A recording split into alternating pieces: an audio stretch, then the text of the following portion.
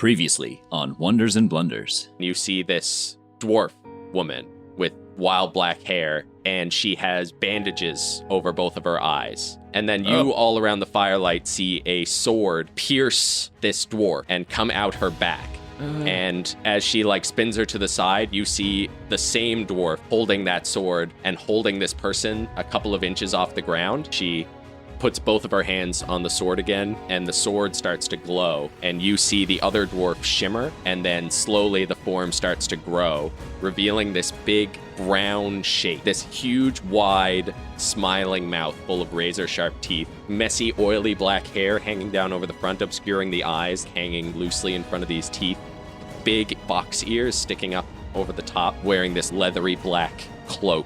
Ben throws up his hand while holding his holy symbol, and there's a tolling of a bell, and time slows down around it. And following it up are 3 more bolts of ice. They zoom out towards it as the hag slows down and right through the temple. 1, 2, 3. And the whole creature is in half swing around and comes crashing down to the ground. Diglin stands up and brushes herself off and goes, "All right, good night, everybody," and starts to make her way back into the trees.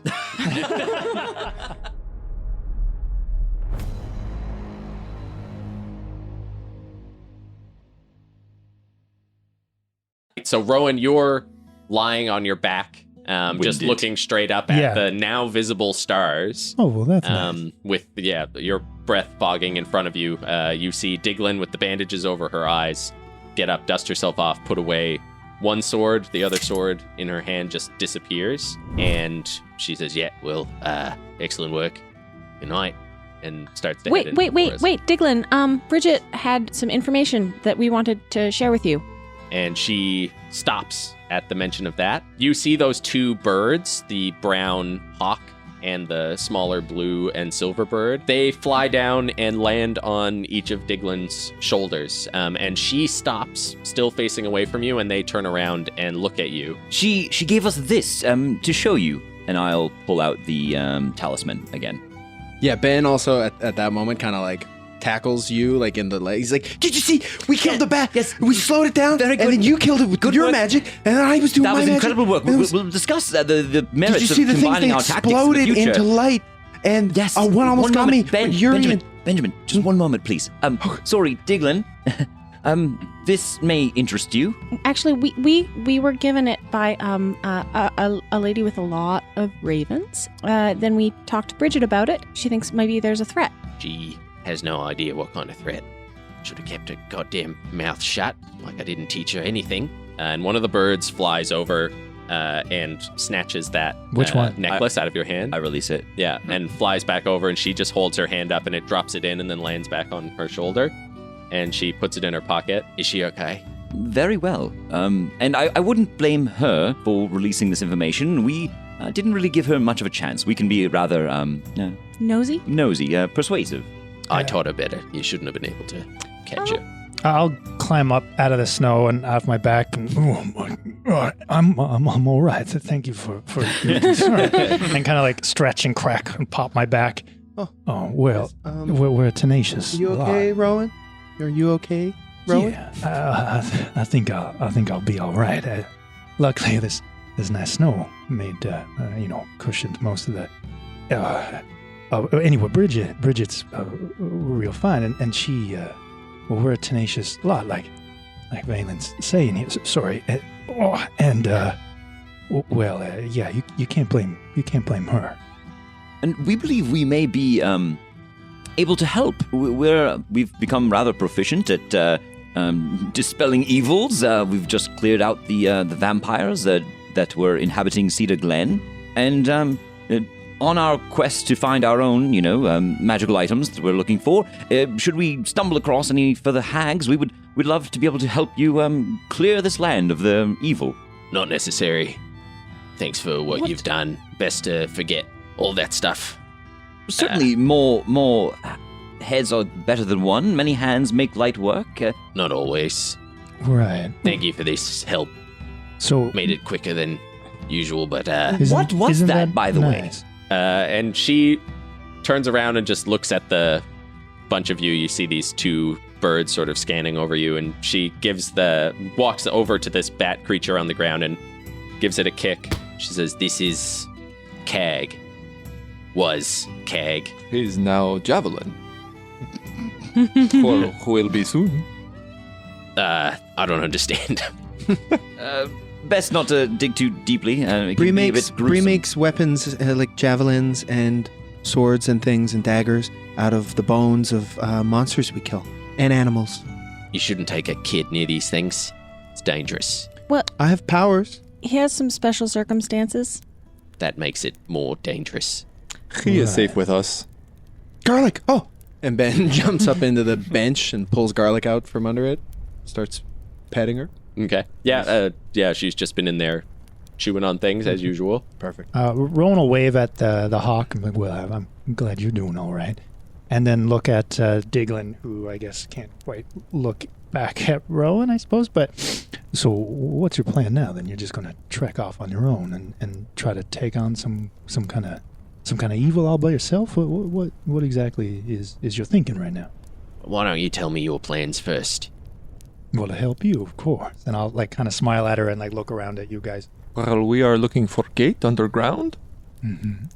We are searching for some powerful magic item, but along the way we met Bridget, and she spoke of her struggle against Lilia, and we thought we might be able to lend you a hand. And so we've actually we made our way to Cedar Glen, searching for you, and have come here in hopes of finding you, specifically. And we wanted to make sure. Bridget said you should be aware of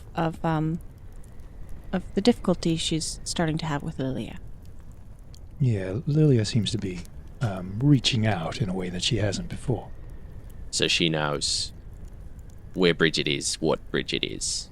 Well, she told us specifically to deliver the amulet to the one who resides in the steady stream. So she knew that before we met Bridget. Also, You met Lilia.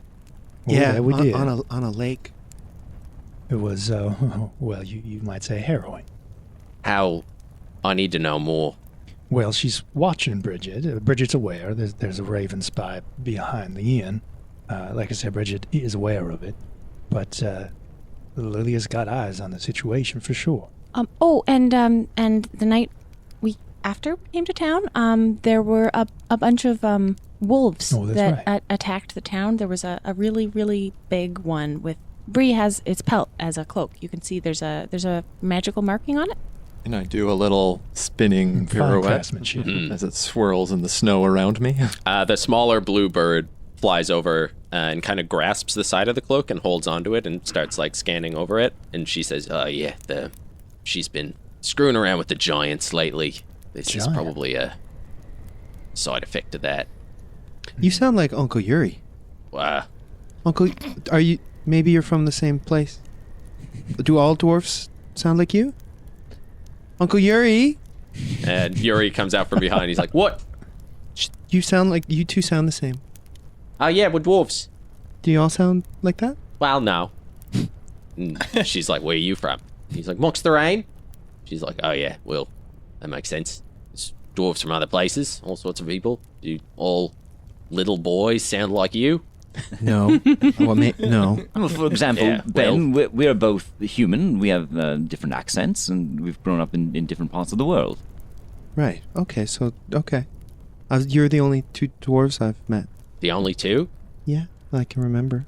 All right. Well, this is a good lesson in snap judgments. The big wide world out there. Okay. Did you say he was human? Most of the time. Well, half the time, I suppose. Well, Sort of? it's a lesson for all of us. It's a big wide world out there. There it is. So are these two birds your friends? Oh, yeah. Friends, I guess. I guess my companions. All right, that's nice. That's awfully nice. So how'd you guys meet? And at this point, the bird has like finished looking at the rune and flies around and is sort of like landing on everybody's clothes and taking like good looks at their faces. Rowan, I think you would notice that they're looking deep into each of your eyes. And she says they were a gift. Not from around here. Had some unfortunate circumstances. Oh. And she kind of gestures to her face. And did you say the bandages are like ragged? They're wrapped in like an X-shaped cross across both of her eyes. Yeah. And are they like stained or anything like that? Or? No, they're Wait, not like clean. 2 X's or just one? One X across her face. Okay. Yeah, one stroke covering each eye. But no, they're not. They're not like bloody. Okay. They're not clean. Yeah. Nothing about her is clean. But they're not. She's not currently bleeding. Okay. Not recent. That one inspecting you, Dinkle. Dingle. And this, and she motions to the larger brown and red hawk. This is Gabby. Gabby came quite close to becoming food. Oh, well, I'm sure she was as safe as she needed to be. And I kind of give it a leerful eye. It was a And she pleasure says, to have I've made a camp not far from here. If you'll give me a few moments, I'm going to grab some essentials. I'll be right back. I think we have some things to discuss. you. Well, I'd like Before that, you yeah. leave, there's something very important we have to discuss, which is whether or not we are safe here. I would say this is the most dangerous thing. We're outside of her territory. Her? Cag. I guess maybe you've heard of her under other names, the Chittering Dark. She is usually lives in the Rotten Pines. Oh. She's been tracking me. I've been trying to pull her away from the lair to give myself a bit of a better chance. That's a really upsetting name.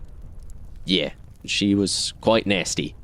Difficult to pull out. I've been working on her for quite some time. Well, isn't it good that we were here? Yeah. Yeah, I suppose. Teamwork's pretty good, isn't it? Hardly put up a fight. And I say as I crack a leg.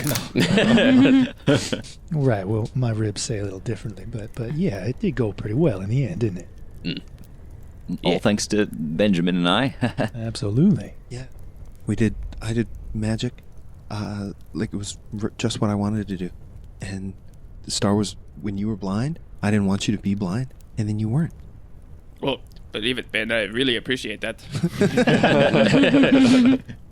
And she says, yeah, well, why don't you get this little hug and debrief done while I get my stuff? Okay. We'll save one for you, don't worry. Don't you dare. And she makes her way back into the trees. The blue bird stays with you, Dinkle. No. On my shoulder? No. Yeah, right now on okay. your shoulder, yeah. Yeah, well, Dinko, how about a blueberry? Look, they're almost the same color as you, aren't they? Yeah, snaps it up, happily eats it. Oh, they're good, aren't they? I know. Help yourself, they'll grow back. Twitters a little song. Yeah, Ben is just kind of petting Garlic and talking to her in soft tones. And Yuri says, well, storm's died down a little bit. How about we give ourselves a bit more space? And hops on, gets Gertie and Brett sort of hitched back up and starts breaking down this sort of circle that you built around the fire. And I'm going to go check on Dust and Light and Sky. Yeah, so they're huddled in the second caravan. And yeah, when you come in, Light says, I trust it's over? Yes, all is safe. Okay. Are you hurt? Did anything come in? No, we watched the door. Nothing came in. Okay, good. Well, the weather also seems to have died down, and the new companion seems to believe it is safe. So, if you would like, you can come out, but you can also rest. We'll get the young one tucked away and then join you. Mm-hmm. And I'll check on Bido real quick. Yeah. Bido is, sort of just standing guard. He's got his dagger out, sitting in front of his big bag of doorknobs. Has anyone harassed you while you were in here? No. So it's all good here? Yes, we were guarding the little one. Oh, very good. Thank you for your help once again. Yes. It was, no problem. Would you like a snack? I think we're settling in for the evening. Oh, yes. What would we have? We have pastries? Oh, I'm fresh out of pastries. If you like, bring what you're about to eat over to me, and I'll make it taste like a pastry. Okay. And he pulls like a rat out from his pocket. Excellent. And just holds it out in front of him. I'll cast Prestidigitation. Okay. And it will start to be a sweet rat. Candied rat. Oh boy. He eats it. He's like, "What? This is weird." I can know. And I guess after all that sort of gets sorted out, Diglin makes her way back. You see like a basic backpack on, and she's dragging like a sled behind her. And she makes her way over. She says, "I've got the area a little trapped out. I was hoping to catch her in the trees, but she latched onto you before I could spring it. But should help if anything else tries to sneak up on us." Oh, well, that's You should talk to Baito. He is a master trapper. "Oh yeah? Who's that?" Baito, And Baito pokes his head out. And says, What? would you care to swap tactics with another individual proficient in trapping? What? Come out here. We've got someone we'd like you to meet. Okay. and he pops out, comes down. Diglin sort of laughs and says, "How did you manage this? Manage what? This is a kobold." Yes. And you are a dwarf. "Sure, okay." "You're good at traps, little one?" He's like, Oh yeah, I'm pretty good. I'm good at digging and trapping. "How would you have stopped that?" And motions towards the big bat, which I assume Bree is tearing to pieces. He says, Oh, good question. Is it cold? and she says, "Well, it is now." He says, Oh, okay, well, yeah, thermometer-based trap. she like looks at the side of the caravan and says, "Oh yeah, you've done some good work there. I don't want to talk to this anymore." Thank you, Baito. You come sit over here. He sort of sits down and starts chewing on his sweet rat again. As Ben has been petting and talking to Garlic, his eyes have now started glowing blue, and he's not looking at Garlic anymore. He's looking off, and the words aren't in common anymore. Does anyone speak Celestial? Nope. He's speaking a language you don't know. It's Celestial. And Prayer of Healing. Everyone can take 2d8 plus 4. Sweet. People got damaged in that fight. What a bunch of 17. rookies. Heal for 17 HP. Probably more than my... Oh, everyone heals 17? Yeah. I probably was damaged more than my max HP in total. Could we consider this a short Much rest? better. Yes, yeah, definitely. Yeah, Alright, so I'm like joking. spell cast, there's like a little pop of blue energy off of Ben, and everyone feels kind of rejuvenated and energized. And Ben kind of shakes himself and looks around. And Did you do that on purpose, Ben? do what? You cast a spell just now. Really? Yeah, I'm not grateful. My ribs feel great. Oh, no, I was just petting Garlic and telling her how happy I was she's safe. Well, we're happy she's safe too. I think maybe we should have a quick discussion and then get some sleep. Maybe cover a little more in the morning. I know I've been up most of the night. Yeah, I just need to know a few things before we settle down. Of course. You met Lilia. Yep. Correct. What did she take from you? Well, she didn't take anything really. She- Um, She tried to take, well, she took a bunch of our stuff. She took Dust's book and my necklace. But we took crows. Bree ate one of her crows, ravens. And Rowan, you carried out the main negotiation. Well, yeah, she, after that, well, I guess we'll start from the beginning. She offered us an amulet. We took the amulet, not knowing what it was, via her crows. And then, as the crows were flying away, our friend Bree here snapped one out of the air. And then the crows turned on us and took a few of our belongings, most importantly, Benjamin's holy symbol here. Ben holds it up. we tracked them then to this rather, well, frankly, scary little frozen lake and a little island on top and a dead tree in the middle. And there we chatted to try to get those things back. And she gave us everything back in exchange for delivering that amulet to Bridget. I see. And how did Bridget react? Well, Initially, she told us that she had no idea what it was. It was pretty convincing, actually. Then there was a wolf attack. I met a ghost. Things got pretty confusing for a little while, and we did a little bit of poking around because of some weird wounds that the wolf had. Star broke into her cellar. Star looks sheepish. yeah. It's not your fault. If you found it, that's her fault. Well, actually, I told her to let those people be. She's obviously defending them. It's not her job. And doing quite a fine job of it as well. oh yes. And she did try to kill us all, if that makes you feel better. Yeah, oh yeah. She You're didn't. here, so I don't feel that much better. Well, we convinced her not to. Yes, she should not have been able to do that. Well, that's welcoming.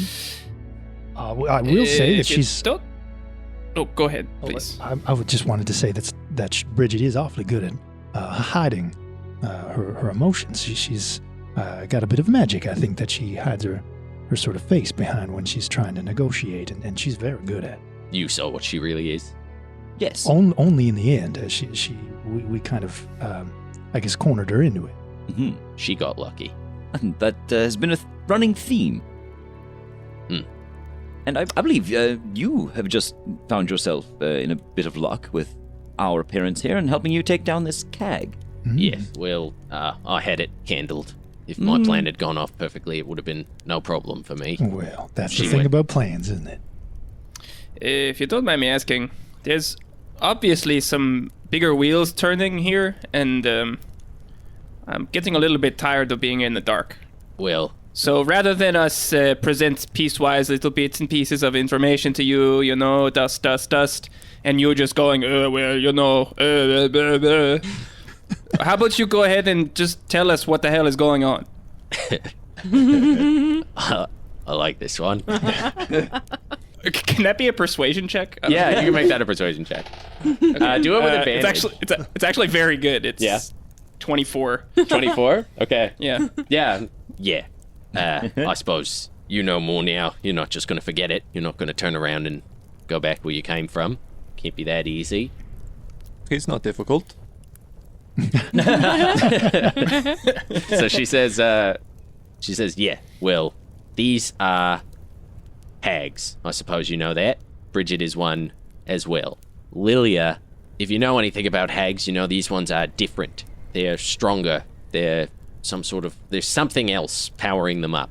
And even I don't know what that is. I've dedicated now most of my late life to hunting them. Lilia used to have a coven very briefly in this area. Any hag in a coven is an extremely dangerous foe.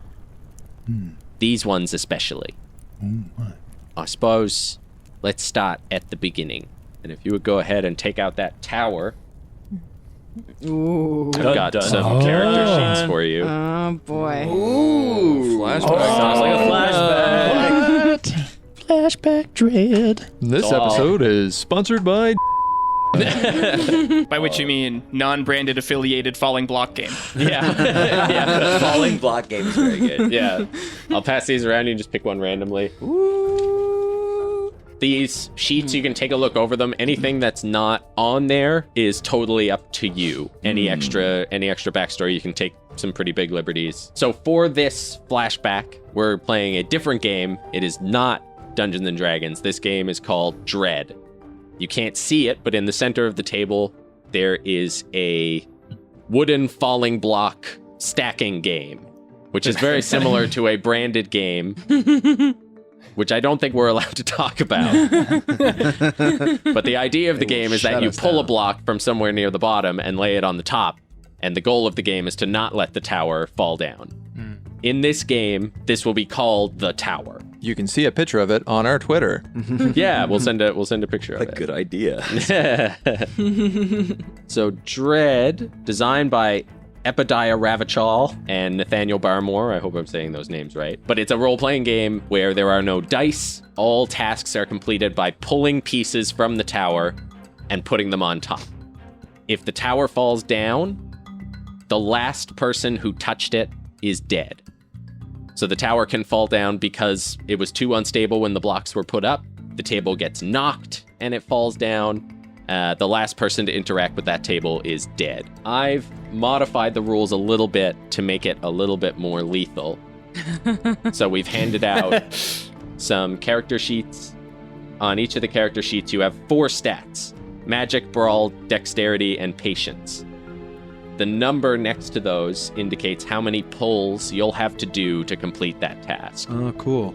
Oh, cool. Oh, okay. That makes more sense. I was kind of That hoping makes way. everyone Yeah, was I was gonna say, thinking oh, it's cool. weird too, but yeah, now I get We it. got 2 oh cool. And everyone also has a special ability. There's one person who has 2 special abilities, I think, which help modify how many pulls you'll have to make under different circumstances. Yeah, and these can be modified further by regular dread rules. So things under intense circumstances may require pulls, extra pulls on top of this. Complex tasks might require a pull for each section of that task. Okay. If you're trying to bind a wound, it might be identifying the extent of the wound and then binding it and setting a bone could be 3 different pulls. If the tower's too unstable and you don't think you will survive the pull, you are allowed to refuse to pull. If you refuse to pull, you automatically fail, but you don't die. Just fail whatever task. You fail whatever task you were doing. This could put someone else in danger. You can, every once in a while, like if you were fighting the creature, I might make you do a succeed or die.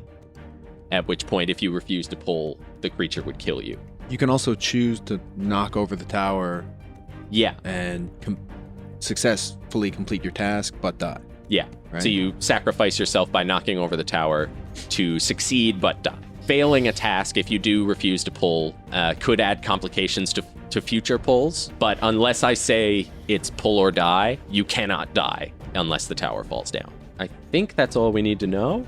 Once it falls over, we rebuild it but Yeah. with fewer blocks. Yes. So every time the tower falls down, we make 3 pulls plus 1 for each person who's died. To start off the game. Yeah. And the game starts with 3 things pulled. With 3 things Yes. pulled, yeah. And Okay. those are pulled by us. This is the only situation where if it falls, you don't die. Once these 3 pulls are made, the tower is live, and anytime it falls down, the last person who interacts with it is dead. So it's been a long trek from Mox the Rain for Jaro Till's group of hag hunters as they trudge through waist-deep snow, breath fogging in the air in front of their faces. The group is led by a dark-skinned dwarf woman with a fur coat and leather belts pulled tight around her stocky frame, black hair braided neatly in an intricate wave that spills down to her lower back. This is Diglin Killane, an innkeeper from a nearby town who has been doing her own information gathering on a building coven of hags in the Worldspine Mountains. She pauses and lets the others, who are less experienced trekking through the deep snow, catch up. The sun hovers just over the mountain peak behind them as she pushes through the thick pine boughs and stops in her tracks, eyes wide with equal parts relief and fear. As the others push through the pines, she points down a steep hillside to a large staircase leading to an icy tunnel, which disappears into the mountainside. That's it. That's where I saw the creature. Crawled inside, dragging a sack. Behind her through the trees, one by one, step Jaro and their group of hag hunters. So would you like to introduce yourselves, starting with Jaro? I'm Jaro Till. I started this hunting party because a hag took my youngest child. My special ability is called Goddamn Halflings. And I can use my halfling points to reduce the number of pulls I have to make. Wholesome. I'm Lothara. I'm a tiefling rogue, and I'm here for the gold. Oh, that would leave me, Cass. I'm here for the journey, and well, I think it's time that we strike this from the plains. I'm Jid. I'm an orc sorcerer. I'm here for my training for the Molten Batch. I am Quickstream, revealed by lightning, a Tabaxi warlock who was tricked into a pact with a hag who was kidnapping children in my village. And then my patron saved me from their grasp and set me on this path of vengeance. You're even quieter than Ben. I feel thoughtful. My friends call me Quick. My enemies call me lightning. Oh, hey, that's pretty good. I like that. Oh, I didn't say that Cass is an Earth Genasi. Oh, That's probably important to know. that might be good for the mental picture. Yeah. Yeah, just get those images. I am Bennett, orc fighter. All hail Grumsh, god of orcs. Yes. Gid is my sister. We are here to train to become part of the Molten Watch. Excellent. Yeah, let's feel these guys out. God, amazing. I'm so excited already. Strong choices, everyone. I love it.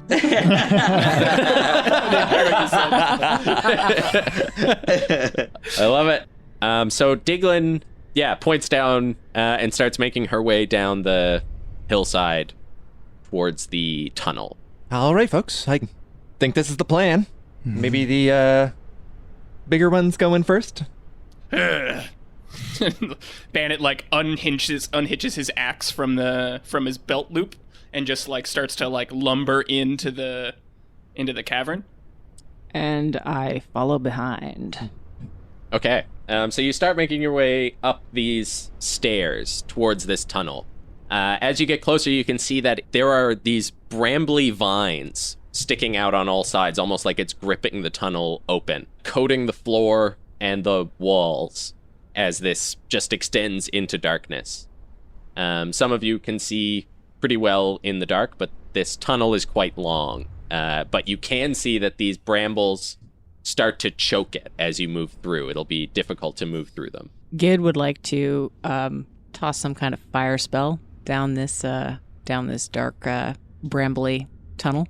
Okay. Yeah. So like what's the spell? What do you do? So with Dread, because there's no abilities, you can be a little more free with what your magic does. Like magic is just magic. So you know, like you're like a sorcerer or warlock. Who's the cleric?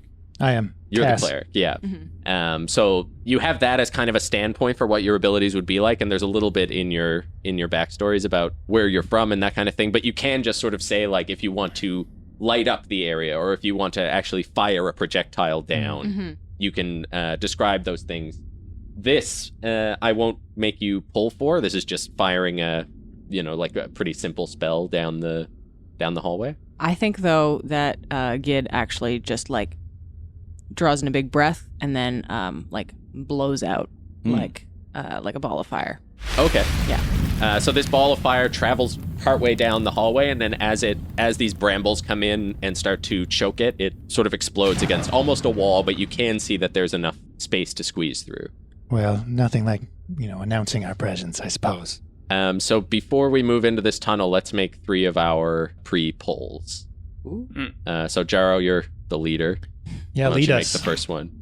I would like to make a patience pull to go last. It's just pulling to set 3 up the- pieces. Yes, you put the Falling blocks. the falling block on top of the tower. Yeah, and you can pull from any point. So it's 3 completed, and then anything under those 3 you can pull from. I like First the 3 added pulls completed. obstacles of like the mic arms. Yeah. and, like, Yeah. There's lots of And things, the but this is cargo, like the table. This is More lethal. extreme. yeah. This is extreme wooden blocking. In the real game, So 3. yeah. I knew that. I'm testing you guys. In the real game, like the hardest pulls would usually be 3, and there are some of these things that if you want to look at stuff, you'll have to pull 3. So like this is going to be, I think, a little more lethal. But I played this with you all before, and you're very good at unaffiliated falling block game. so I Unnamed wooden block game. yeah, you're very good at other games. We'll bleep that out. Don't worry. Yeah, we'll leave- I like You're that. very This is good the at only thing we believe. yeah. Hey, you can go Unaffiliated falling block game. yourself.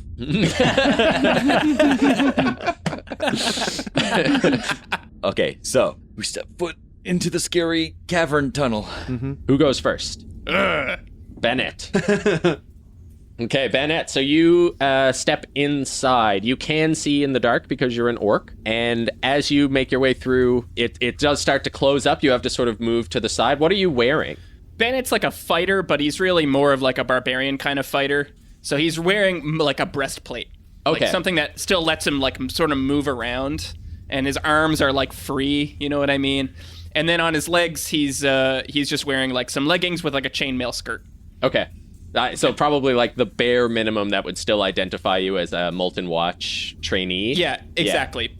But he likes to move around when he fights. He doesn't want to be restricted by armor. So okay, so you can feel it kind of tearing into your leggings and like kind of hitching on your chainmail skirt, and it gets tighter and tighter. Can I use my axe to try and cut some of it away? Yeah, sure. So that'll be a brawl. Okay, that's one pull. Okay, and so Mitch pulled your first one, so then it's Ciaran. Don't fuck it up, Ciaran. Oh, this dread really is named properly. That one's not gonna. Oh, my heart. It's already spooky. In my chest. And we're not even started. And he did. Well, he is Put it on now. top. Oh. Yeah. All right. I forgot about the other part of it. Okay. Getting it on top as well. So yeah, you managed to. It's tight, so you managed to like pull out your axe, and the first couple of swings are tough, like close quarters, and you can feel it. Yeah, again, like pulling on your arms, like cutting into the skin a little bit, but you manage to chop. And once you get going, you're able to sort of chop through and actually clear a path for everyone behind you as you sort of machete your way through these brambles. Something else I'll mention is that I'm going to ask you to pull when you say you're doing things. Another rule in this game is you can opt to pull. So if you want to do something beyond what I'm describing, or if you want to do something better, you can add pulls to things. So if you said you wanted to look around the hallway and I told you what was there, you could opt to add another pull to get more information. You push your way through the tunnel, and the tunnel opens into a huge carved out chamber of ice. Now that these brambles have been cleared, a bit of the dying light outside makes its way through the tunnel into this area and reflects off of these clear blue walls. And it feels like some of that light actually gets trapped within the ice. In the center of the wall on the other side of the room, you see a huge triangular doorway and a small set of stairs leading up to it. This looks like a temple that has been frozen into the mountainside. Brambles, again, make their way out of this triangular doorway all across the floor and sort of snaking across this massive chamber that surrounds it, and then make their way into that choke tunnel. Does anyone see anything? Nah. You all wait here, and I want to like scout out ahead a little bit. Okay. Do you want to go inside the temple or look around the area? I think look around the area first. Okay. So that would be patience. Patience. Can I use my ability better on my own? No, because you're still in the same room as everybody. Still in the same room. Yeah. Okay. If you wanted to go inside, like once you're out of sight of everybody, that's when Yeah, you're not. Yeah. Okay. That's Lethera. Look around the room. What's your, Okay. what are you again? The tiefling rogue. And I will pull to look around. Cass, you don't know anything about this kind of temple, do you? This seems like it would be your kind of realm of expertise. Yes. Is this... Well, no. This is not my temple. But I do sense dread. So using my patience of 1, I've successfully moved a falling block. What are you looking for specifically? Just information on what sort of thing lives here, what it does here, where it does it spend time in this room? Is it hanging out somewhere else? So you start with the walls. You make your way around the walls, and from the distance, from the doorway, they look almost completely smooth.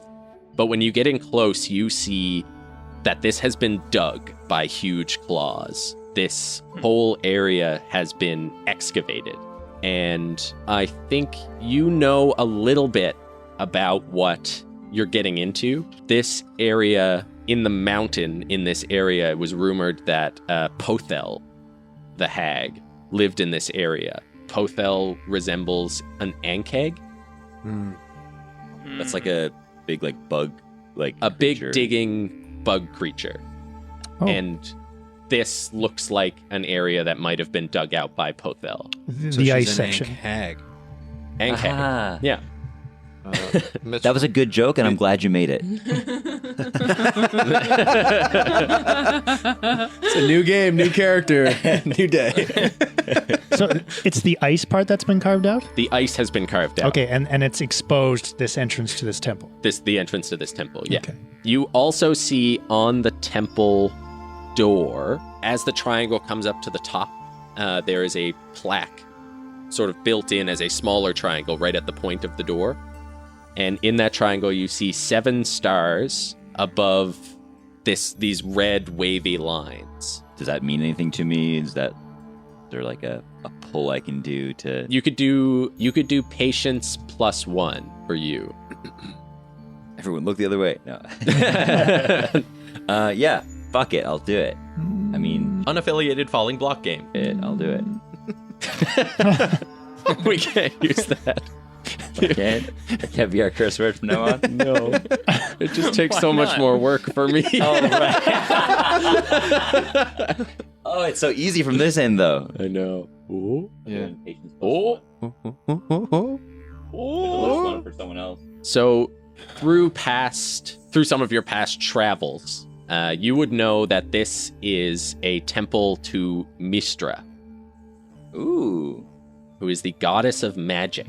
And I think this would excite you a little bit. Mistra's temples tend to hold strong magical items, worth quite a bit.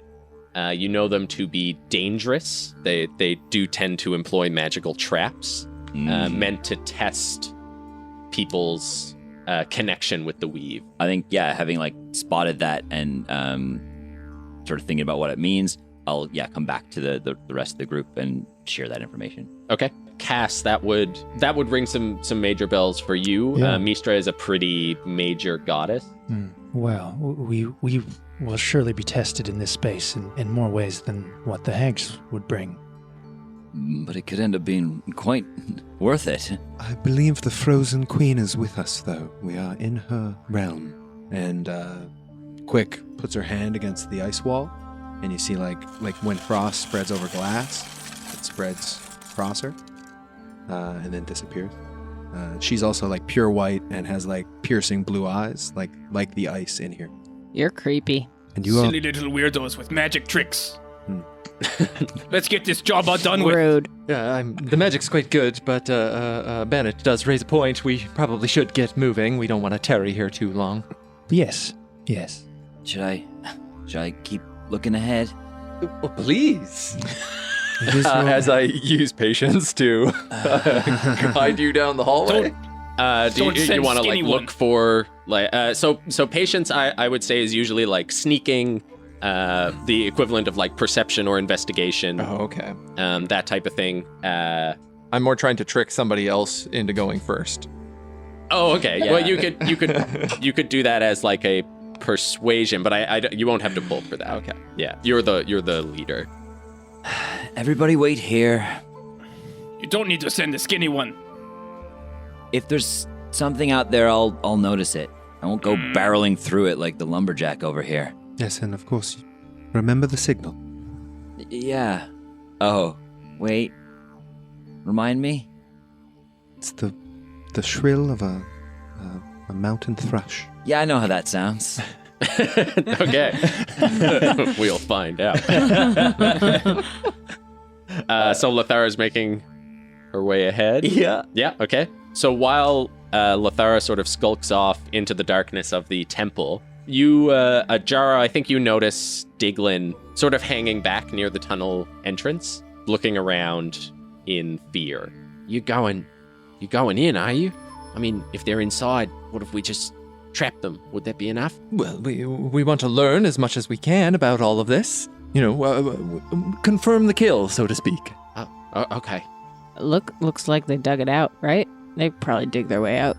Yes, with these creatures, it's better to be sure than to leave it for those who follow behind us.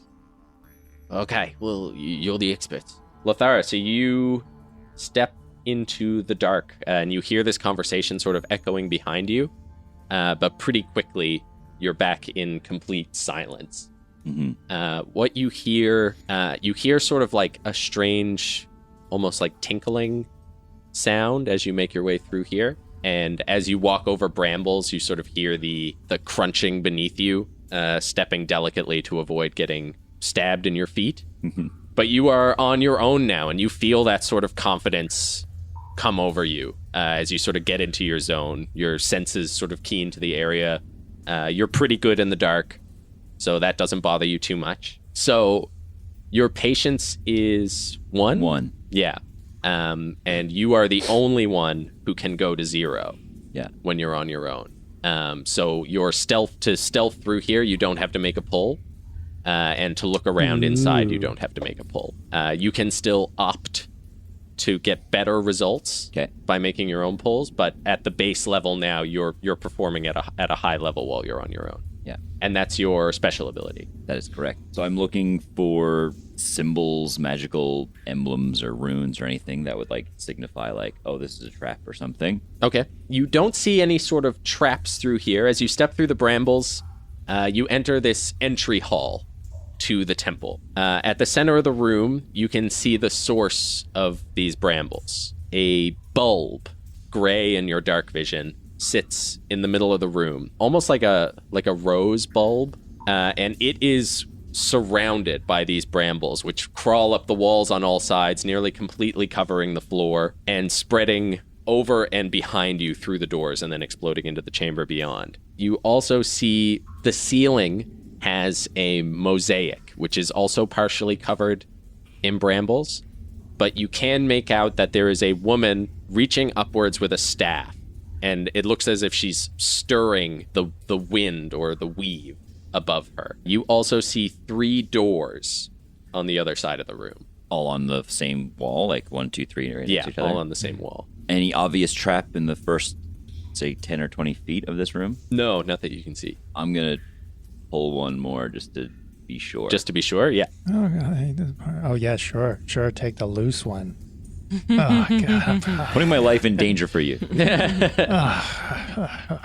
So you make your way around the outside of the room, really watching the floor, and you do make out the stonework under the brambles. It takes a bit of moving it around, but pretty silently and quickly, I think maybe taking out your dagger and moving, you can be confident that the floor in here is not trapped. When you make your way towards the doors, you also see that the ones on the left and right spiral outwards and down, not in a staircase, but just in a downward tunnel. The door in the center leads into another dark room where you can see a bronze statue of a ball with 2 sort of sail-like squares sticking off of it. I'll head back to the tunnel I came in through, just the entrance, and just sort of mumble to myself, mountain thrush, and I can't whistle.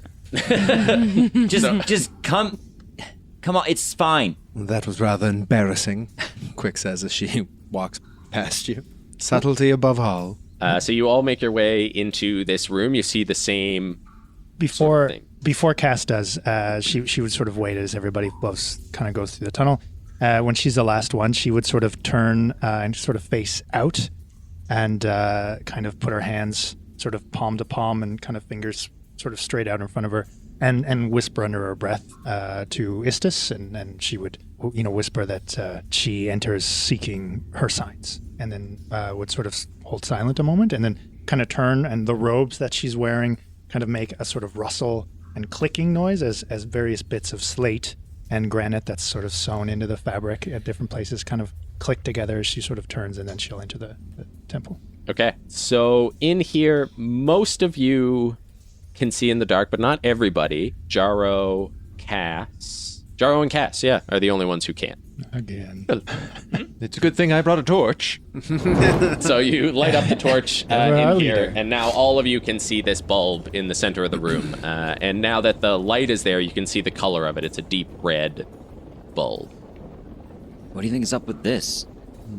Could be benign growth of a plant, or it could be darker magic. Do we risk destroying it? Does seem to be holding this place together. As I gesture to the brambles all along the walls. If the hags haven't touched it, I don't think we should. What if they put it here? Yes, precisely. And if we get close to it, All the more reason we shouldn't touch it. Perhaps on the way out, we can leave the torch here. So it looks like we've got 3 passageways, 2 that are spiral downwards, and this one straight through the middle. We've got some kind of weird bronze statue inside. Great, let's split up and search at all the rooms. excellent idea. I'll go into the bronze statue room. Cass, perhaps you should stick with me and the torch. That's a lovely idea. Ever the leader, of course. I'll follow you into the bronze statue room, and the siblings perhaps can check to the right. Come on, Gid. Sure. Try not to break too much. Don't make Diglin. much noise. Keep quiet. And he just kind of like kind of waves over his shoulder as he walks away. And Diglin, you being new to this sort of thing, maybe you should stick with Cass. Yeah. Okay. So Cass and Jaro are going to the left. Sure. I think we said, did we say the bronze room? I'm going. Oh, you're bronze. they're Yeah, going so to the left. bronze Yeah, room. we're left. Yeah. Yeah. Okay, and then Quick and Lathara are going to the bronze room, and the orcs are I taking didn't the think right. we'd die this quickly, but okay. Come on, you think 3 doors and I'm not going to split the party immediately? We've gotten too wise for party splitting in our other game. This is This was a trap set deliberately for me. The trap was choice. So the Banet and Gid, when you step through the door on the right, it twists down. So both of these on either side, they twist down and in a circle. So you'll leave this room. Are you going to continue all the way down until you see what's down there? I go where my leader leads. Okay. Yeah. Yeah, I'm gonna go part way down. Okay. So as you walk forward, Banet, you step on a stone, and it sinks into the ground, and all of you hear a clatter behind you as a portcullis crashes down over the hallway, blocking you off from that entry hall. I thought you Blocking said my this en- was blocking my trap-free, Lathara. We're not in the same place anymore. No. Yeah, Call well, you back, could right? call that up because all of you would hear it come crashing down. Jaro, you also step on one of these, and you hear like a crunch. And from when you sort of come out to investigate this portcullis that came down, you see that there was one over this gate as well, but it's been like horrifically bent and destroyed in all directions. There's a little bit of that halfling luck for you. Yes, fate speaks in surprising ways sometimes. But still, best to keep an eye out. Quick would run back upon hearing that, seeing the portcullis. So Bandit's gonna run back up to the top, and he's just gonna start shaking on the portcullis. He's like, "This isn't funny." Don't shake it side to side. Perhaps we could attempt to lift it back into I'm the gonna ceiling. try to lift. I'm just like as he's talking, I'm already trying to lift it. Okay, so you can feel that this is sealed shut. It has fallen down, and it feels like when you pull on it, that it is now pulling on something built into the foundation below. So, Yeah. like, Bandit just gets angrier and starts to pull on it and shake on it even more, and he just shouts out like, "Good, give me a hand!" I go and haul on it as well.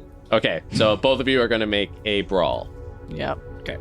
Both of us. Quick steps back. Yeah, it's one she pull no for me. fool. Yeah. Right. So who pulled for Robert last? I get to pull again? Oh, great. Yeah. How many pulls for brawn for you, or brawl? Only one for me. Okay. Only one. This will All lose confident. old untitled. You don't even have to block look game. at it. Yeah, don't untitled block game this up. All right. All right, I have to make 2 because I'm a sorcerer. What is your brawl though? 2, but your special ability. Oh, we're within Yeah. 5 feet of each other. Yeah. Right. Oh wait, so did I have to even do one? This one goes to a minimum of 1. So our special ability is back to back. If we're within 5 feet of each other, then any pulls we have to do are reduced by 1. Cool. That's cool. Good thing you two went off together. Yeah. Yeah. Almost like that was planned. Wait a Just like, second. I just know games, you know? All right, so we didn't die making those pulls. Yeah. So the two of you, like, it takes all of your strength, and you're pulling, and you feel the gate start to pull up out of the ground, and now you realize that it's not a mechanical locking mechanism. but it seems to be magically reinforced. You manage to pull it up far enough for someone to fit under it, but you know as soon as you let go, it's going to snap back down. It takes both of you all of your strength to get it up this far. We're not going to be able to get out. Maybe there's another route. What seems to be the issue? This thing is going to snap shut. If someone's going to come down this way, they got to come right now. I thought you were supposed to be the strong one. Like sweat beading. Step over on this side of the portcullis and say that, devil. Yeah, you can see both of them like veins popping out of their head and neck, like hold it. It's taking all of their strength to hold it up, and their strength is quickly fading. Should we all just jump underneath then? Should we go down together? Oh, I think that you and I are still down. Well, I didn't go back up. Oh, then neither did I. Yeah, no. This is their own problem. Can you magic it away or something? Is it magical in nature, you think? Yes. Oh, yeah, And yeah, I'll try to dispel magic on it. Okay. Make a magic pull. Quick holds out a white paw. And as you are focusing on this magic, from behind you in the bulb, you hear faintly just a help, help, and you can add 1 to that pull. Oh god, I hate this game. Oh my god.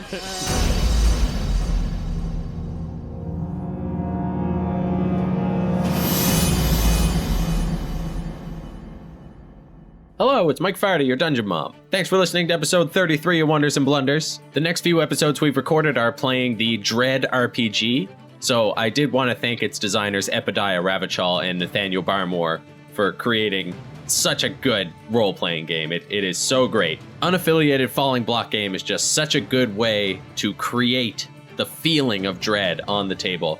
If you're looking for a new role-playing game experience, go pick up the Dread book, or the PDFs are online. Just find a way to play this game. It is so much fun. So I hope these next few episodes are entertaining for you, but I did really want to give a shout out to this game. It's one of my favorites. I also wanted to say thank you to everybody who's been leaving us reviews on iTunes and Podcast Addict and everywhere else that you've been listening to us. If you haven't gotten a chance to give us a review, please consider doing that, because it really helps people find the show. And we want more people to find the show. It's up on all of our vision boards. We've got it up there. There's a Ferrari, and then next to the Ferrari is just a picture of someone looking at a 5-star review of Wonders and Blunders and saying, oh, maybe I'll try that out, like next week or something. It's a very specific vision board. But besides that, as usual, keep being the best. We love you very much, and we'll see you next week. Goodbye.